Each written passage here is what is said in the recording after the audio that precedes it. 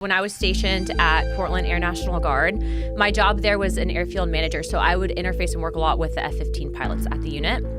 And so there had been an airspace incursion that had taken place when I was still at the time at the Guard.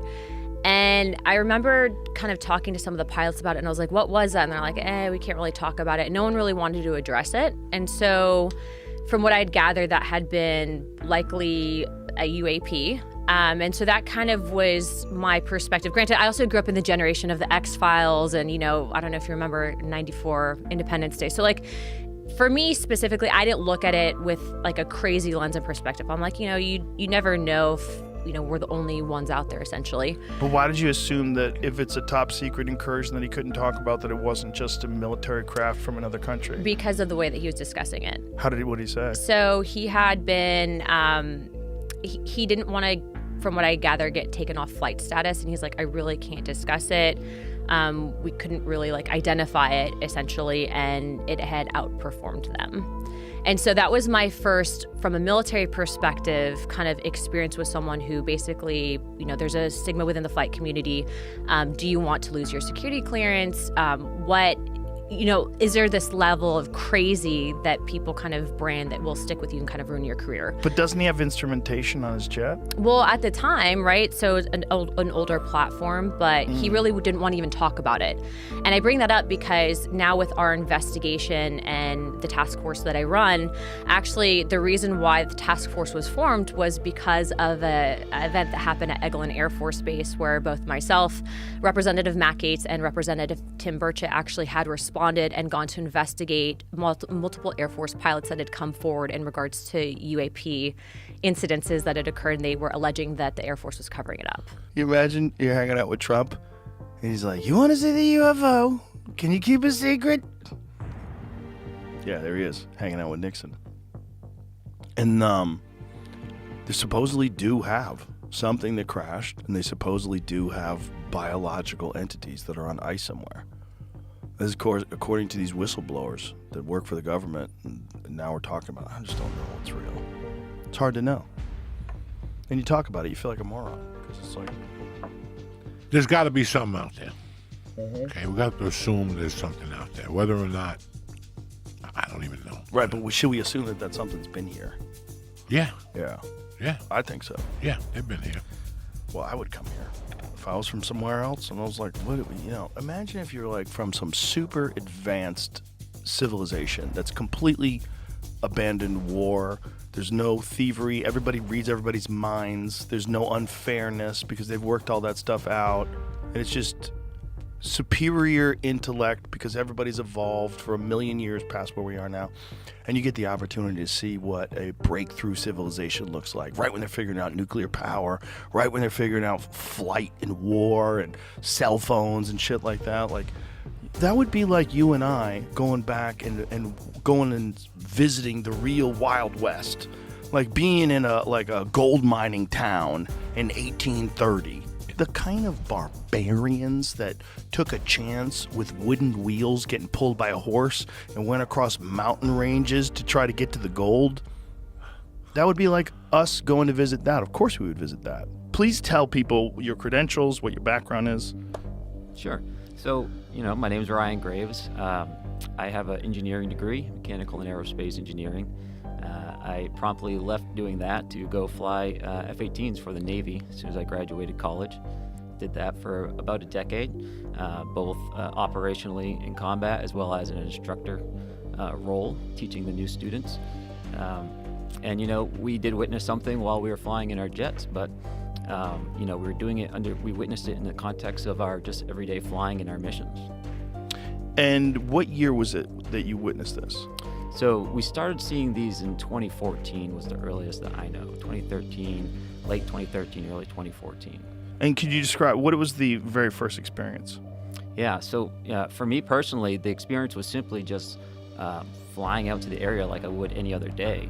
And instead of seeing an empty airspace with just my wing person or another squadron doing something a different block, there were all of a sudden a lot of different radar contacts. Which is immediately a problem because, we could be hitting one of those or someone working in our area. and this was happening because we upgraded our radar the best we could tell. Jamie, speaking of UFOs, did you see Lou Elizondo, these photos that are supposedly of a real alien? Oh, here we go. Bro, it's so dumb. The photos look blurry. Of the photos of the dead alien, like you can't even zoom in on that. You can't even fucking focus. Look at these. Yeah, that thing. Look at that. What is that? What's that? What is that? Dude. How about better pictures? This is crazy. These are the only pictures? Is this from the 40s? Like, what's this picture from? What is this? Oh, people want to believe. Bro, so bad. Me too. I'm like, maybe the bottom ones. It was funny. Somebody asked me, Sean Donnelly and Dan St. Germain have a podcast now about alien encounters and all that kind of stuff. And really? And they both really believe it. And they were like, what would it take for you to believe, Jay? I was like, irrefutable evidence? Yeah. I have to shake hands with an alien. the one thing I've never seen, irrefutable evidence. There's a lot of shenanigans going on for sure. On the back of one of those photos. Alien, it's 1993. Alien hybrid child born to a 15-year-old girl, subject of ET genetic experiment, under chin, neck, and upper torso view. Right. Yeah.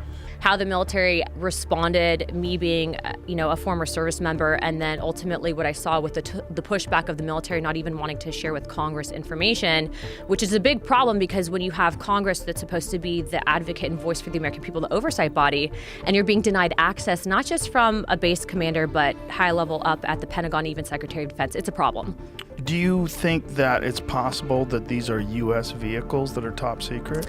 I definitely think that there's a level of advanced technology that the U.S. government has, and I think that tech can be housed within the defense contractor realm, and of course some information is going to be classified, but I can also tell you, and this might sound crazy, but based on our investigations and stuff that we've seen, okay, there is definitely something that I think would rival what we know currently with physics, and a tech that potentially is out there that we don't have the ability to reproduce, because it would basically be like dropping a cell phone right off back during the time of maybe the caveman.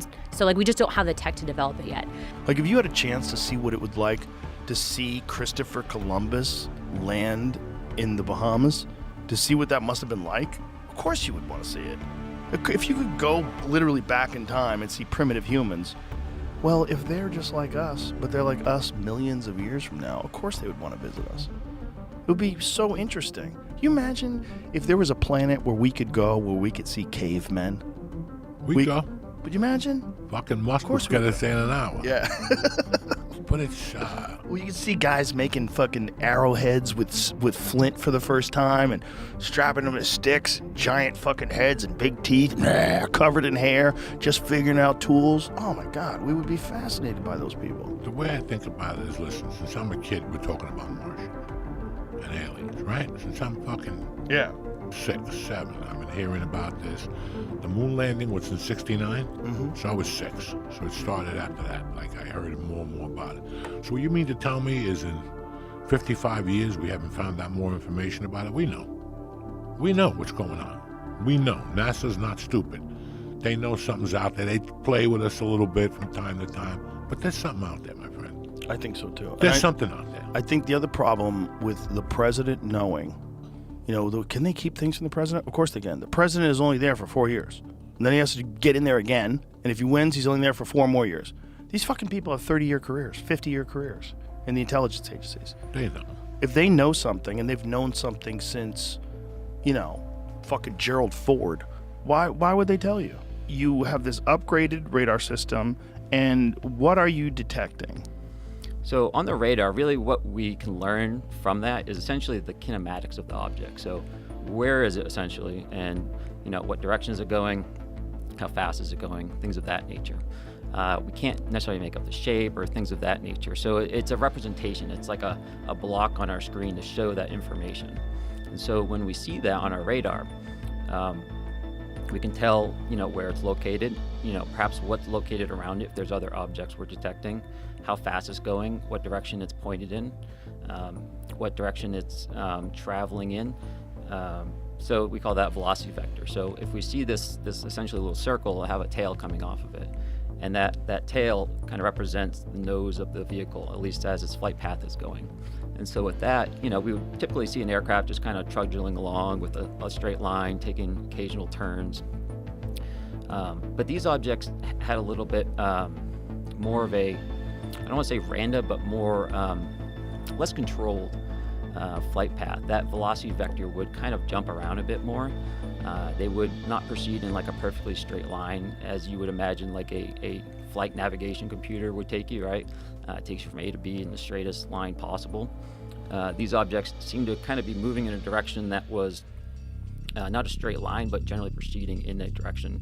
And so they would kind of be meandering slightly, but moving in that general direction, both three-dimensionally and horizontally. So winding around, going up, going down. Mm-hmm.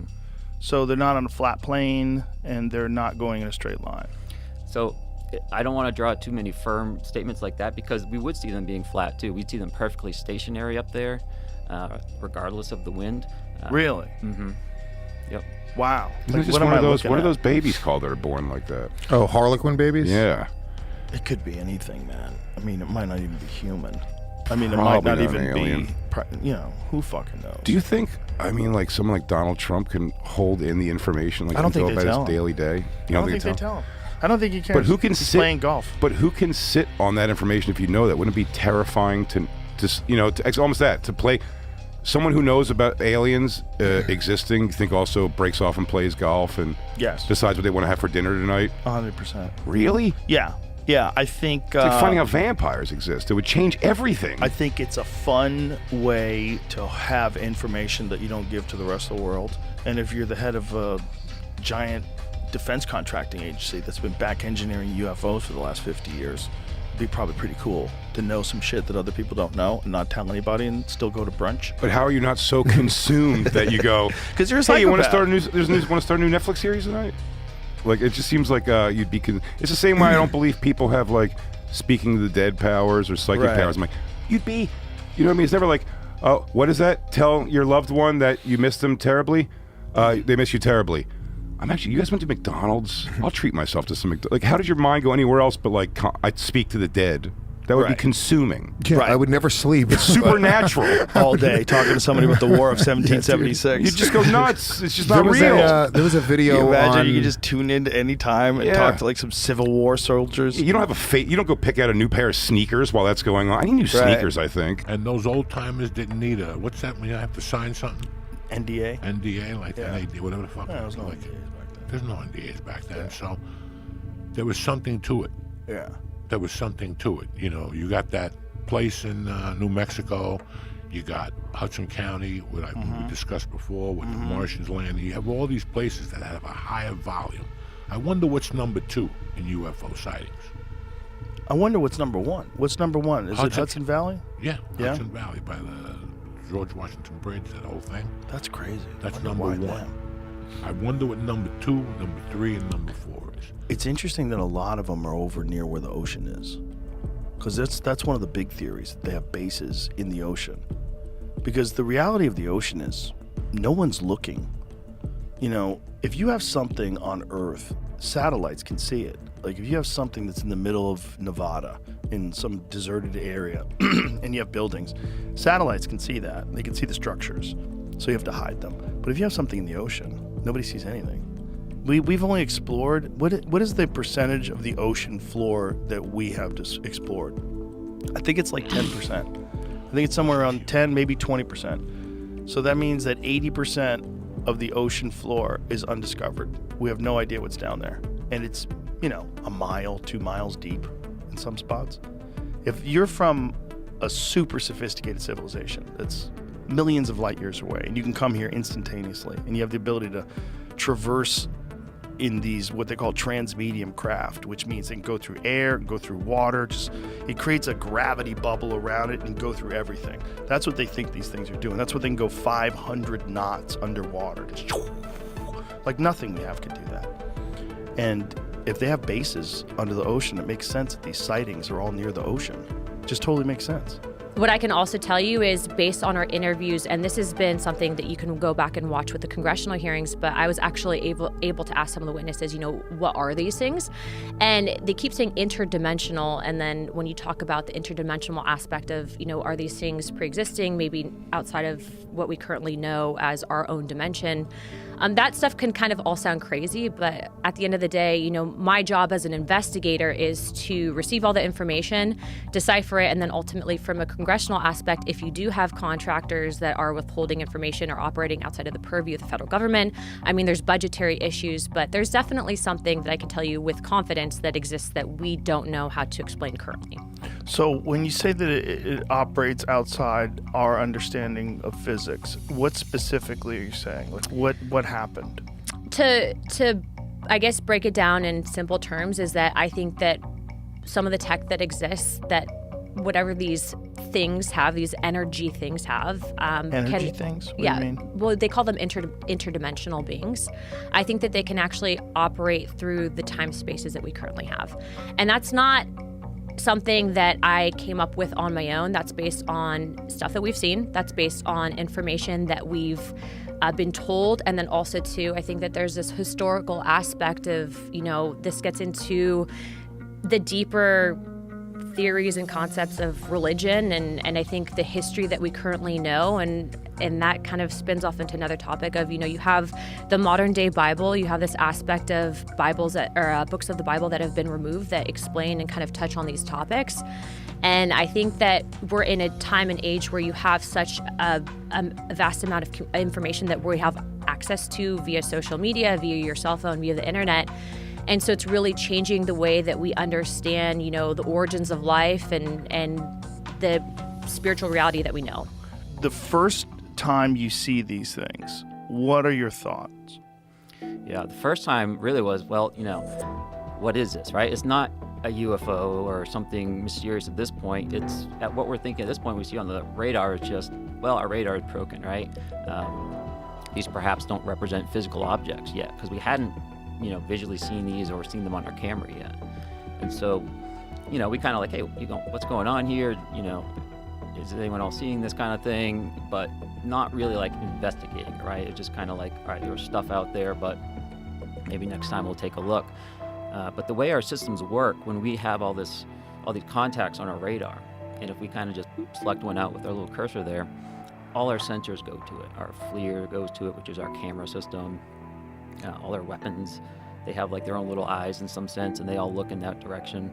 And so eventually, someone had one of these selected and flew close enough so that as they look at their FLIR system, their camera, they could see something that was at the spot represented on the radar, right? So there was something there. So they were seeing it visually with their own eyes? Not at this point, just on the FLIR system. The FLIR system. And so it's a regular camera and also an infrared camera. And so typically we'll roll around in infrared just because it returns a better image, typically. So yeah, it didn't look like an object they were seeing on the FLIR. It just looked like a source of IR energy in a sense, almost as if someone was shining a flashlight.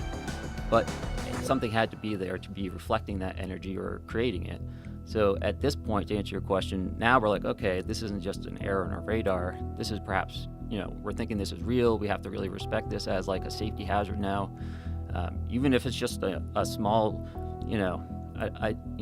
however small ribbon of tinfoil, right? Like that suck down the engine can still take out an aircraft, right? So we have to be very respectful of that. Like a Mylar balloon type thing? Potentially, right? Yeah. But how fast are these things going? So sometimes stationary, right? Sometimes they would be going around 0.6 to 0.8 Mach, which is at altitude about 240 to maybe 330 knots, around there.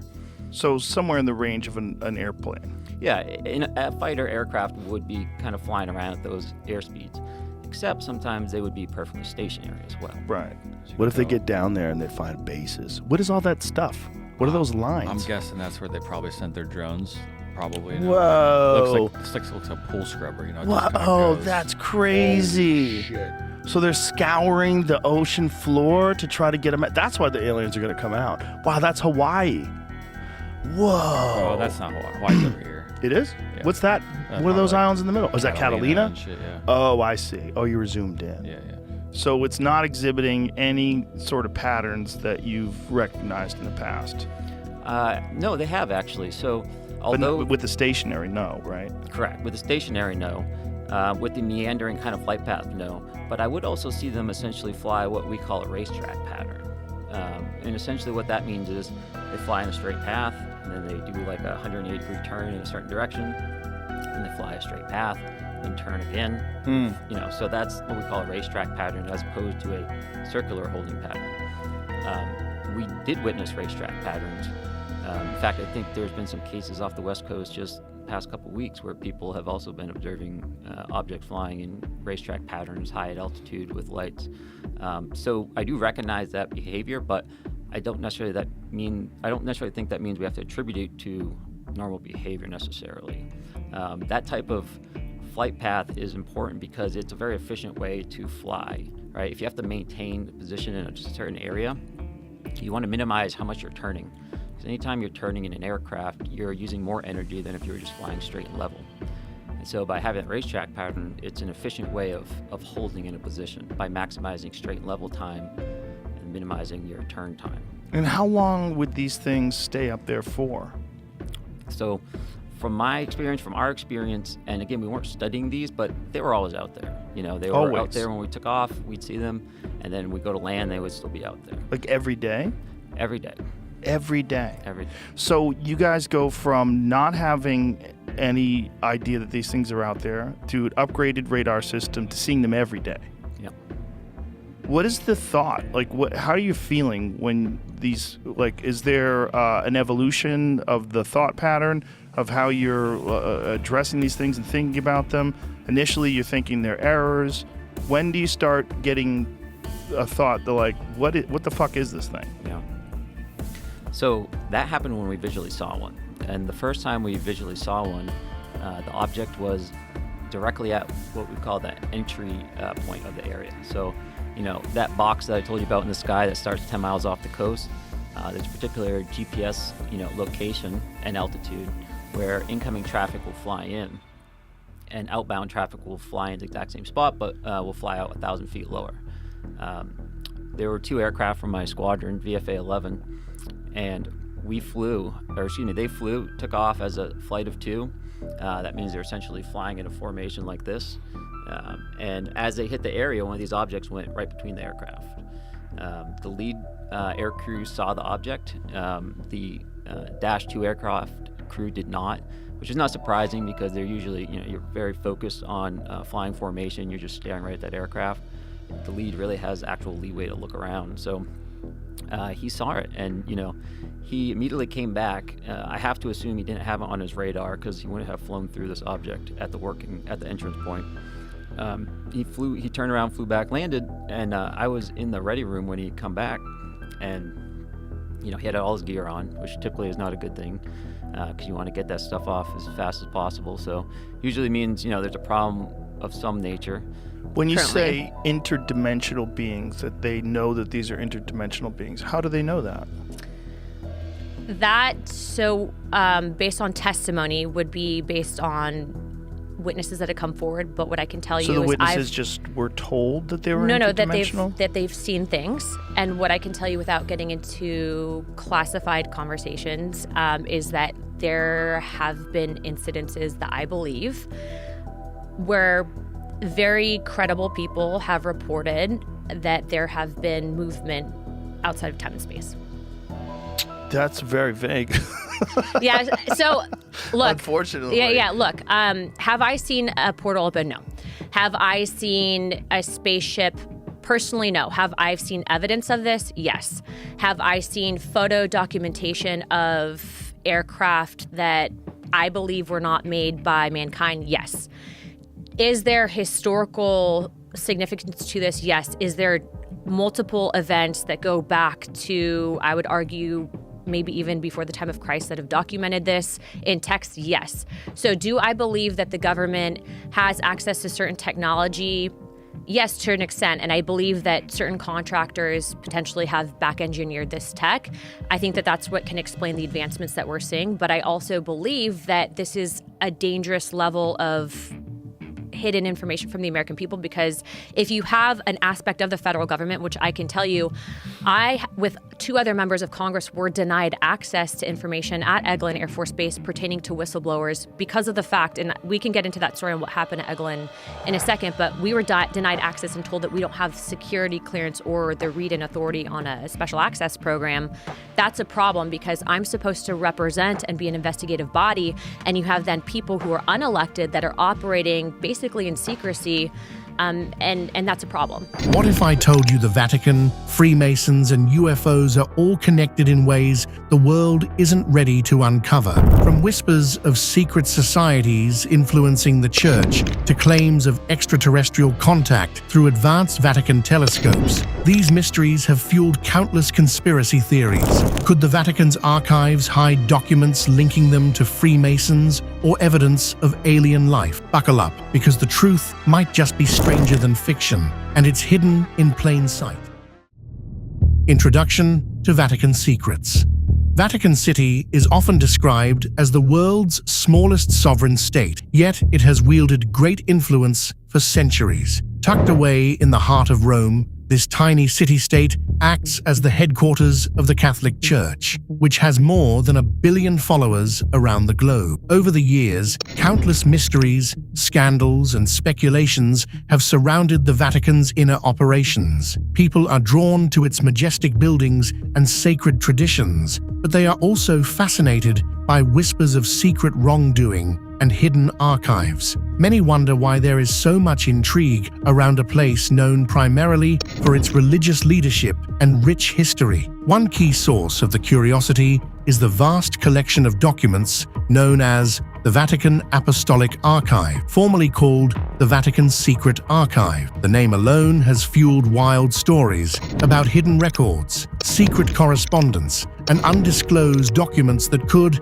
in theory, rewrite crucial historical facts. Although secret in this context really comes from a Latin term meaning private, many find it difficult to accept that there is nothing shocking locked away inside. With more than 50 miles of shelving, the archive is believed to be a treasure trove of ancient texts, records of papal decisions, and sensitive personal files about church affairs. The chance that these shelves might hold explosive or embarrassing material has led conspiracy theorists to speculate about everything from lost manuscripts to relics with supernatural powers.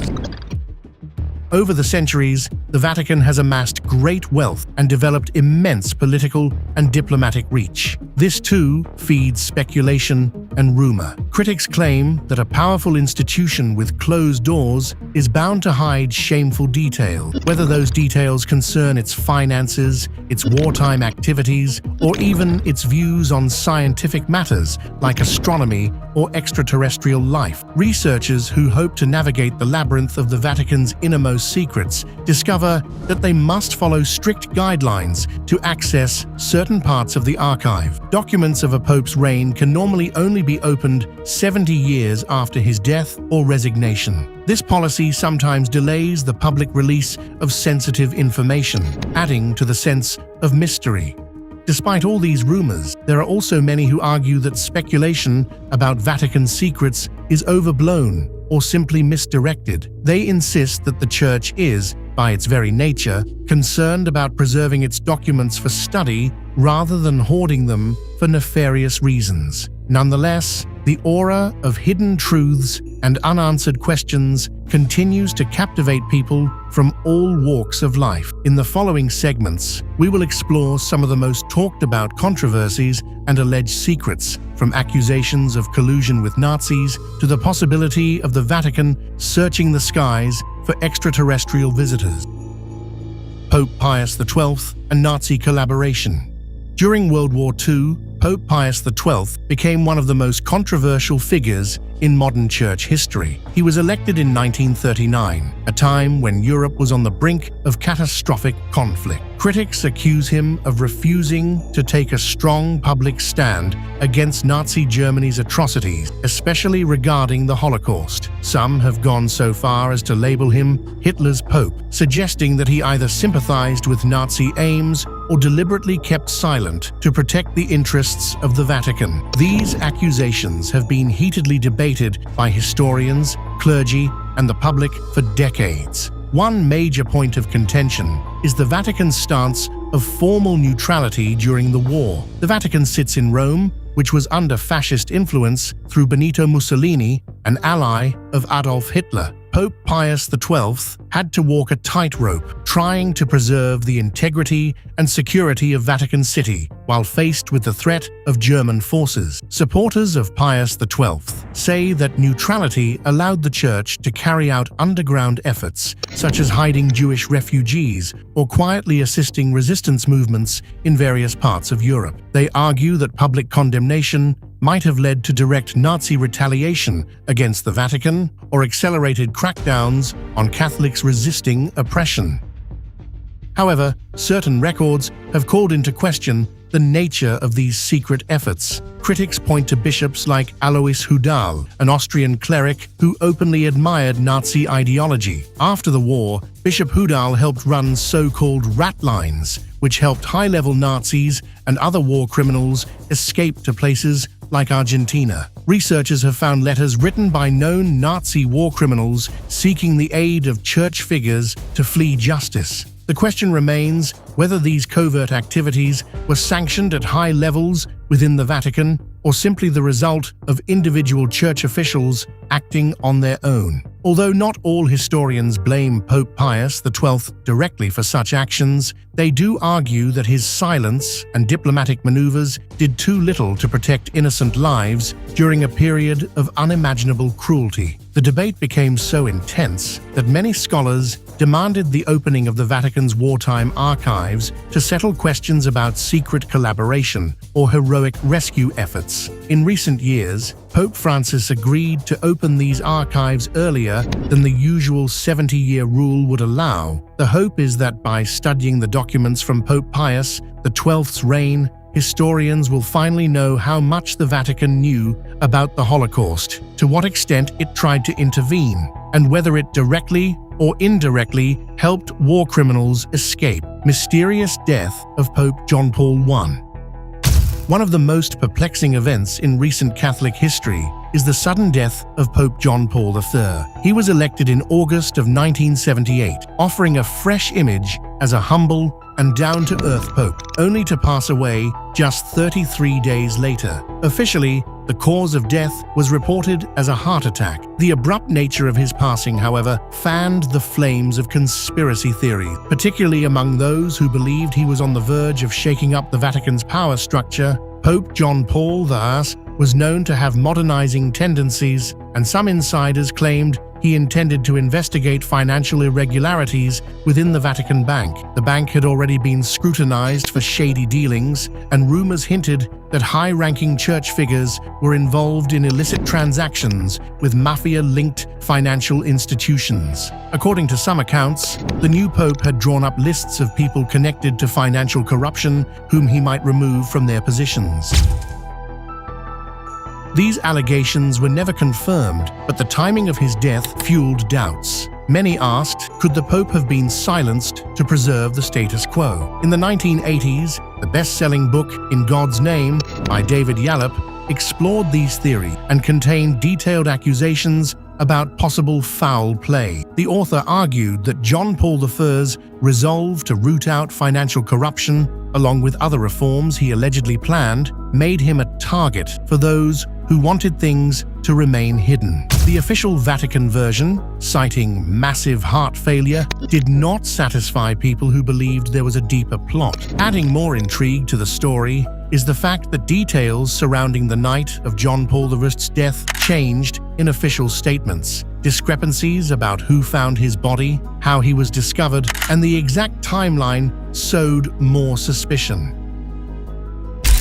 Some church officials insisted these were innocent misunderstandings or a result of stress and grief, while conspiracy theorists saw them as proof of something sinister. Hollywood even picked up on these rumors. The film The The Godfather Part 3 features a plotline involving the murder of a pope who stands in the way of corrupt financiers. This cinematic portrayal led many watchers to wonder where fiction ended and factual clues began. Although no concrete evidence has ever surfaced to prove foul play, many remain convinced that the new pope's short reign ended by design rather than by chance. As with many Vatican controversies, the truth may lie in documents that will not be released until decades after the event. That leaves the circumstances of Pope John Paul I's passing as an enduring mystery that continues to invite speculation.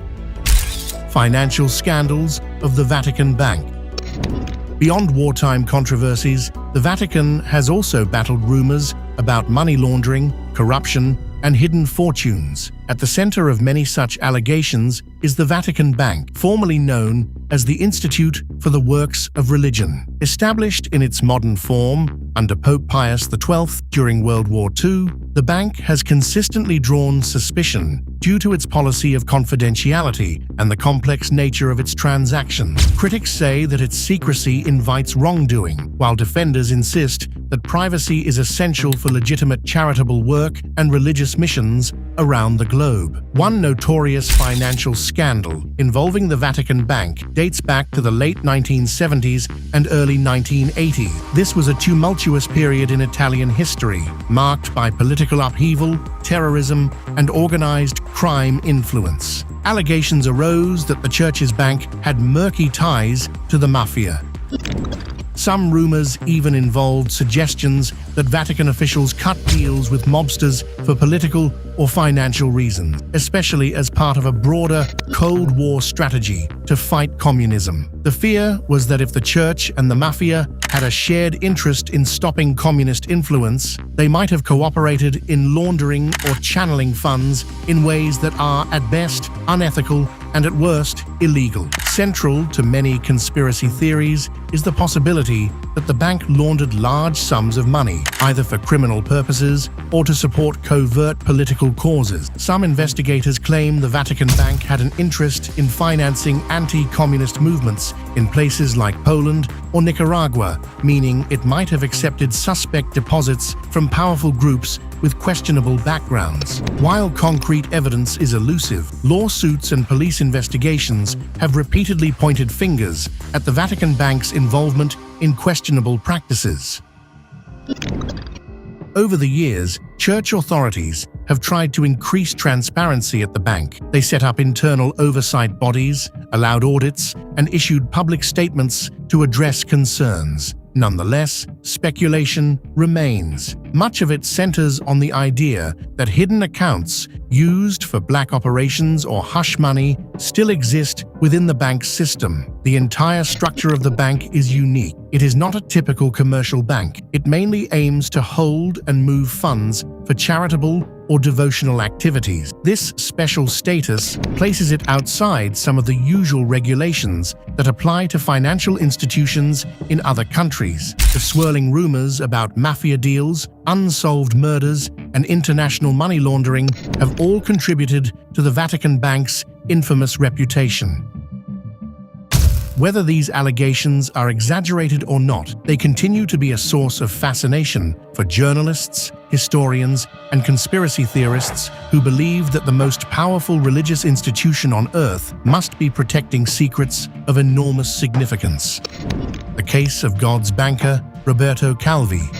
A few years after Pope John Paul III's unexplained death, another shocking event took place, this time involving Roberto Calvi, a powerful Italian financier commonly referred to as God's banker. Calvi was the head of Banco Ambrosiano, which had deep ties to the Vatican Bank. In June 1982, he was discovered dead, hanged under Blackfriars Bridge in London. For a time, British authorities treated it as a likely suicide, but many suspected murder from the start, given the suspicious details surrounding the scene. Investigations revealed that around the time of his death, Banco Ambrosiano had a massive shortfall, close to $1 billion or more. Funds seemed to have simply disappeared. Calvi was believed to be desperately trying to recover the missing money in order to keep his bank afloat. Some say he might have been blackmailing high-level figures inside the Vatican Bank or in organized crime circles, hoping to force them to repay or come up with the funds. Observers pointed out oddities in Calvi's final hour. Bricks were reportedly found in his clothing. He had a large amount of cash on him, and there were no traces of dust or marks on his hands, suggesting he had climbed or tied anything off by himself. Several well-known mafia figures were eventually taken to trial for his death, but they were acquitted. This outcome left the public with more questions than answers, briefly reigniting speculation that the Vatican might have had its own reasons for wanting Calvi gone. Adding another layer, some people suspect that covert political groups, possibly including intelligence agencies like the CIA, used the Vatican Bank and Banco Ambrosiano as channels for funding anti-communist movements during the Cold War. If true, this would mean large sums of money were passing through these institutions without proper oversight. The mafia, in turn, might have used the same channels to launder dirty cash. Calvi, caught in the middle, might have known too many secrets. When Banco Ambrosiano's financial troubles erupted, the attempt to cover up the scandal could have resulted in his untimely end. Officially, the Vatican has denied any role in Calvi's death, and no conclusive proof has ever presented the Church as an instigator. However, due to the extremely secretive structure of Vatican finances and the unresolved nature of the case, the legend of God's banker remains an enduring cautionary tale about money, power, and the dangers of knowing too much. Blackmail and Vatican corruption. Long-standing rumors suggest that both lay figures and members of the clergy in the Vatican have used blackmail or been involved in corruption to safeguard their own interests. Across different scandals, one recurring theme is that when suspects sense they're cornered, they threaten to reveal damaging secrets about others within the church hierarchy or about powerful allies elsewhere. These threats imply there is so much confidential material in Vatican possession that public exposure would ruin reputations and potentially unravel financial and political arrangements built up over many years. Some of these suspicions stem from the complicated relationship between the Church and Italian society. For decades, the Church wielded significant sway over Italian politics, with Catholic values influencing laws, elections, and appointments. At the same time, organized crime groups, such as the Sicilian Mafia, have also held a grip on certain parts of Italy. This environment made for potential covert alliances where individuals might cooperate in matters of mutual interest, such as combating communism during the Cold War or maintaining certain financial privileges. Blackmail itself could have taken many forms. In the case of banker Roberto Calvi, some supporters insist he was trying to twist arms inside Vatican circles, threatening to reveal questionable financial transactions that might tarnish the Church's image. According to these theories, the highest levels of Vatican leadership might have preferred to cut ties or hush him up rather than face a scandal. Meanwhile, other people in the Church might have used their own leverage to pressure key figures into silence or compliance. Although evidence in many of these stories is partial or circumstantial, the suspicion alone is enough to keep them alive in the public imagination. Additionally, there are accounts of smaller-scale blackmail or intimidation within the Vatican bureaucracy. Some cardinals or bishops might have had personal vulnerabilities which unscrupulous colleagues could use to gain influence. Critics argue that this environment allowed wrongdoing to be covered up, stalling investigations and making it incredibly difficult for outside authorities to get accurate information each time a scandal surfaces, be it financial irregularities, sexual misconduct, or political meddling. There are always rumors of hush money or threats. Official Church representatives have repeatedly brushed aside these claims, emphasizing reforms aimed at modernizing internal processes. tightening the oversight of church finances and encouraging transparency. Yet the aura of secrecy endures, partially because the institution itself holds so many historical records, and partially because attempts at reform run up against old tradition. It leaves outsiders wondering if there might be more skeletons in the closet and if blackmail remains a tool wielded by certain elements intent on preserving their positions of power. Vatican Observatory and extraterrestrial life. A different subject that sparks both wonder and skepticism is the Vatican's interest in astronomy. Many people find it ironic that this ancient religious institution operates a world-class astronomical observatory. Historically, the Church played a controversial role in scientific advancements. Think of the tensions with Galileo Galilei or the official stance on the structure of the cosmos centuries ago. Yet, in the modern era, the Vatican has shown an active interest in studying the heavens. The main facility of the Vatican Observatory was once near Rome, but light pollution led officials to move much of their work to a high-tech site in Arizona. This observatory features advanced telescopes capable of detailed study of stars, galaxies, and other celestial phenomena. People who understand the Church's past might see this as a progressive move, a sign that religion and science can indeed coexist. However, conspiracy-oriented minds believe that the Vatican has more hidden objectives, such as searching for evidence of alien life or trying to detect cosmic events that align with biblical prophecy. One reason for these theories is a playful but misleading acronym associated with the observatory's equipment. The large binocular telescope near the Vatican's research facility has an instrument nicknamed LUCIFER. In reality, it stands for a long technical name. Conspiracy theorists take the nickname out of context, claiming sinister intention. Some rumors go so far as to allege that the Church expects a second coming of Jesus Christ in the form of an extraterrestrial being, so they're scanning the skies to get advance warning. These claims, while imaginative, are strongly dismissed by Vatican astronomers, who emphasize that their work is grounded in standard research about asteroids, galaxies, and the general structure of the universe.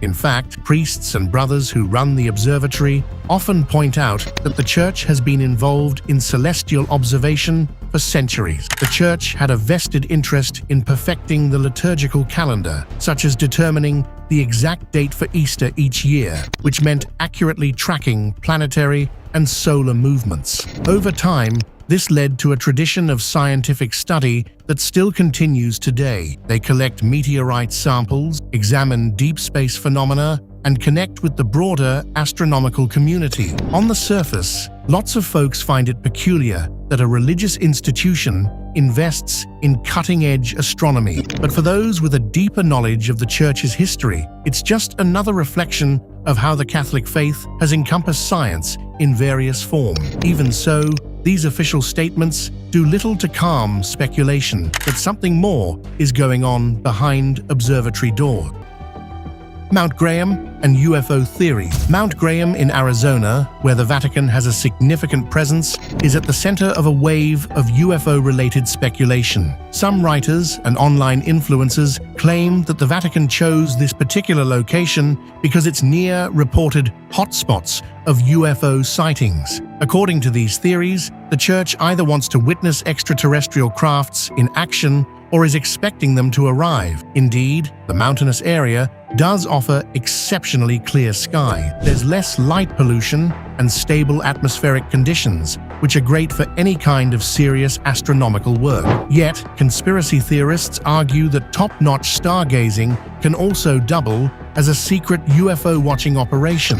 One angle that often appears in interviews or blog posts focuses on the possibility that the Vatican Observatory is not purely interested in cosmic science. The idea is that Church officials there might be scanning the skies for advanced civilizations, or even for the rumored second coming of Christ in the shape of an alien being. Some go as far as to say that the Vatican has direct knowledge of past alien contact, and they expect more visits in the near future. Skeptics of these claims insist it's just speculation with no solid evidence. They note that the Vatican Observatory is staffed by scientists trained in astronomy, not by so-called ufologists or fringe researchers. Official statements from the observatory say that their main tasks include monitoring near-Earth objects like asteroids that might pose a threat to our planet, as well as conducting broad-based research on stars and galaxies. These are the same types of projects done at many other observatories worldwide. Another thread in UFO theories about Mount Graham is the alleged presence of secret instruments or hidden data logs that record sightings of unexplained phenomena. These theories are often fueled by stories from outside the established scientific community, referencing anonymous whistleblowers or unproven sightings. The Church's confidentiality regarding its records makes it easy for rumors to run wild. As soon as people learn that certain documents are locked away or that visitor access is restricted, they jump to the conclusion that something earth-shattering is being kept from the public. However, astronomers both within and outside the Church argue that if a large UFO was discovered, it would be almost impossible to keep quiet in the age of smartphones and social media. Furthermore, a steady flow of professional astronomers from various institutions often collaborates at Mount Graham, which would make a major cover-up extremely difficult. Still, the location's remote nature and the Church's centuries-old reputation for secrecy keep the theories alive among believers in all things extraterrestrial. Vatican's views on extraterrestrial life. A common question people ask is where the Church officially stands on the possibility of extraterrestrial life. Some might assume that Christianity is entirely opposed to the idea that there could be aliens in the vast cosmos. Yet over the years, several Vatican astronomers and theologians have openly stated that the discovery of life elsewhere in the universe would not necessarily conflict with Church teachings. In fact, the Church organized conferences and invited scientists from around the world to discuss new developments in the search for exoplanets. Those are planets circling stars other than our Sun. Current Vatican astronomers, such as those working in Arizona, suggest that Earth is just one planet among countless others, meaning it's at least plausible that life could form somewhere else. Far from seeing extraterrestrial life as a contradiction to biblical teachings, Church scholars say it could be viewed as further proof of God's boundless creativity. There's no official dogma that outright rejects the idea of cosmic neighbors. Instead, Vatican spokespeople generally say that faith and science can coexist. If something like alien life is confirmed, they'd simply see it as adding a new chapter to humanity's understanding of creation. Rumors that the Vatican is afraid of how alien contact might upset Catholic doctrine usually arise from misinformation. In reality, many Church officials have published essays and given talks about how theology might adapt to news of extraterrestrials. For instance, they might ask whether any hypothetical alien species would have their own spiritual destiny. This isn't entirely new territory. The Church has faced theological questions in the past regarding indigenous peoples during the era of global exploration, and it adapted its views then as well. Some conspiracy theorists claim, however, that the Vatican already possesses proof of extraterrestrial encounters and conceals it in the secret archives, perhaps relics or letters describing sightings from centuries ago. Without tangible documents to confirm such claims, this theory remains in the domain of speculation. The Church's official position is that it has never been presented with credible evidence of aliens visiting Earth. Vatican scientists say they stand ready to examine such evidence if it ever emerges. Those who monitor the Church's intellectual evolution note that it has slowly come to embrace important truths revealed by science, such as the Earth orbiting the Sun, or the fact that the universe is billions of years old. In their view, acceptance of possible alien life is simply the next step in that journey. It's less a radical shift than a continuation of the Church's long-standing interest in better understanding the depths of creation. Secrets hidden in Vatican archives. Anyone who imagines the Vatican has a vault loaded with world-shattering secrets will point to the vast apostolic archive. While scholars can request access to specific folders or documents, many materials remain off-limits or require a lengthy formal process to view. The Church defends this policy as a balance between transparency and the desire to protect sensitive diplomatic or personal information. It's also said to prevent scandal or misunderstandings that might arise from half-interpreted documents released without proper context. Over the years, people have claimed that the archives hold evidence that would either support or disprove legendary conspiracy theories. Possible areas of interest include documents detailing how far figures like Pope Pius XII went in collaborating or resisting the Nazis, files on the events surrounding Pope John Paul V's death, hidden accounts related to the dealings of the Vatican Bank, and even data that might prove or debunk stories of alien sightings. Releases of archived material often happen decades after the relevant events, which is why historians are just now getting insights into the Church's wartime actions. The biggest question is always whether the Church is selectively hiding information that could damage its credibility. Critics argue that if the Vatican has nothing to hide, it should simply open all archives to qualified researchers. Church officials retort that they are dealing with massive amounts of paperwork, centuries of papal documents, letters, legal files, and personal notes. They say the process of cataloging them is slow and that not all the material is even ready for public viewing. On top of that, they maintain that confidentiality is needed to protect the privacy of individuals mentioned in these records, especially since the Catholic Church operates in almost every corner of the globe. It's no surprise that insiders believe the bulk of these records will turn out to be mundane: baptism registers, routine financial statements, and volumes of everyday correspondence. Meanwhile, outsiders wonder if just one rare folder might unlock startling truths about corruption, espionage, or even supernatural events. People have called for a Vatican whistleblower who would lay everything on the table for public scrutiny, but so far, that remains the stuff of speculation. Eventually, more archives will be opened, such as those relating to Pope John Paul I, rumored to be revealed in 2048. Until then, the fascination continues. Each layer of revealed documentation can support or refute rumors, but never seems to put them to rest entirely. Whether or not the archives hide earth-shaking information, they'll likely remain a major source of intrigue for countless generations, keeping the world guessing about what lies behind those thick Vatican walls. Thanks for watching another episode. While you are still here, make sure to click the video on your screen for more quality content.